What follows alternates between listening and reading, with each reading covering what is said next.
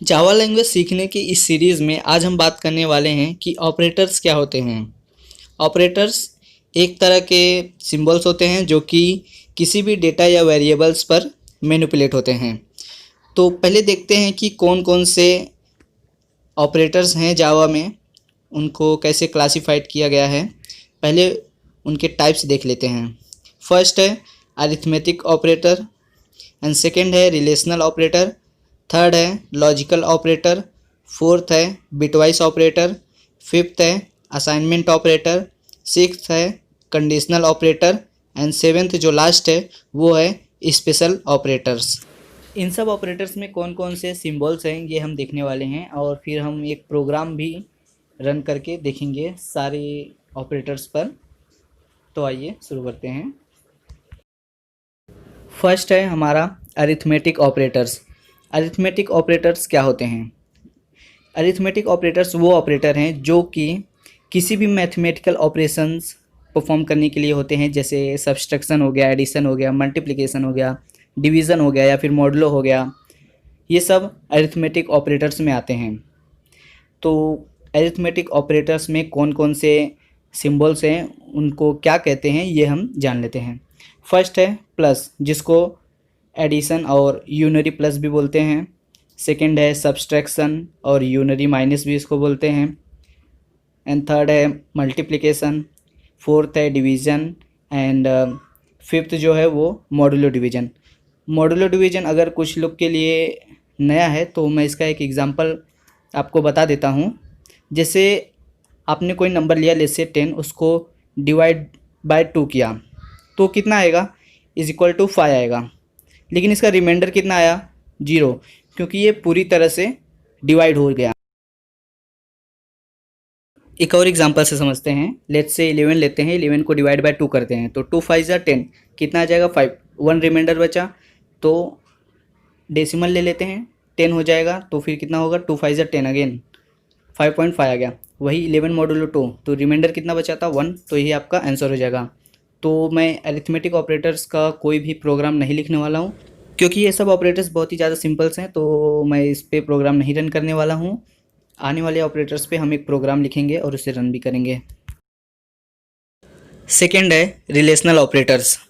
तो relational operators क्या होते हैं? रिलेशनल ऑपरेटर वो ऑपरेटर हैं जो कि दो ऑपरेंड्स के बीच में रिलेशन को बताते हैं। अगर वो सही रहेगा तो वो ट्रू यानी 1 रिटर्न करेगा, अगर वो फॉल्स रहा तो वो 0 रिटर्न करेगा। तो यहाँ पे फर्स्ट जो है वो इक्वल टू, यहाँ पे देखिए दो ऑपरेंड्स 5 एंड 3 है, दोनों इक्वल है क्या? नहीं ना, तो क्या रिटर्न करेगा? 0। एंड सेकेंड है ग्रेटर देन, यहाँ पे 5 इज़ ग्रेटर देन 3 जो कि सही है, तो क्या रिटर्न करेगा? ट्रू यानी 1। एंड थर्ड है लेस देन, यहाँ पे देखिए 5 इज़ लेस देन 3 जो कि गलत है, तो क्या रिटर्न करेगा? 0। एंड फोर्थ है not equal to, 5 is not equal to 3 जो कि बिल्कुल सही है, तो क्या रिटर्न करेगा? ट्रू यानी 1। फिर यहाँ पे फिफ्थ वाला है ग्रेटर देन इक्वल टू, यहाँ पे 5 is greater than equal to 3 जो कि सही है, तो क्या रिटर्न करेगा? 1। एंड सिक्स जो लास्ट है वो less than equal to, 5 is less than equal to 3 जो कि गलत है, तो क्या रिटर्न करेगा? फॉल्स यानी 0। रिलेशनल ऑपरेटर का एक एग्जांपल लेकर समझते हैं।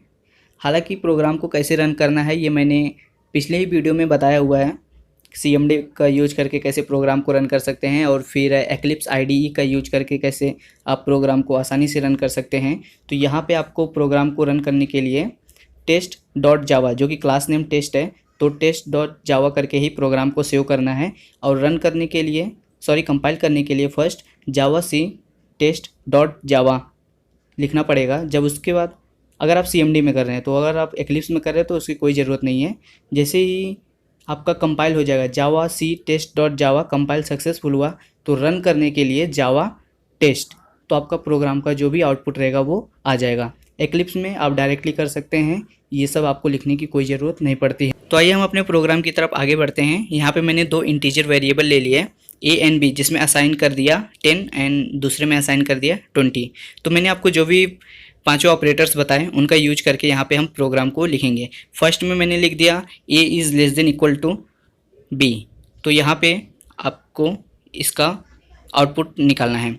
फिर सेकंड है B is greater than equal to A, third है B is less than equal to A, and fourth है A is equal to B, and fifth जो है वो है A is not equal to B. हालांकि इसका जो भी आउटपुट आएगा आप खुद इसे निकालिए, क्योंकि मैं इस वीडियो में नहीं बताने वाला हूँ। जो भी आउटपुट आएगा मैं इसका नेक्स्ट वीडियो में आपको बताऊँगा। तो अगर आप इन्हें निकाल सकते हैं आउटपुट इसका, तो आप कमेंट बॉक्स में कमेंट कर दीजिए 1 2 3 4 5 का आंसर क्या है वो लिख दीजिए।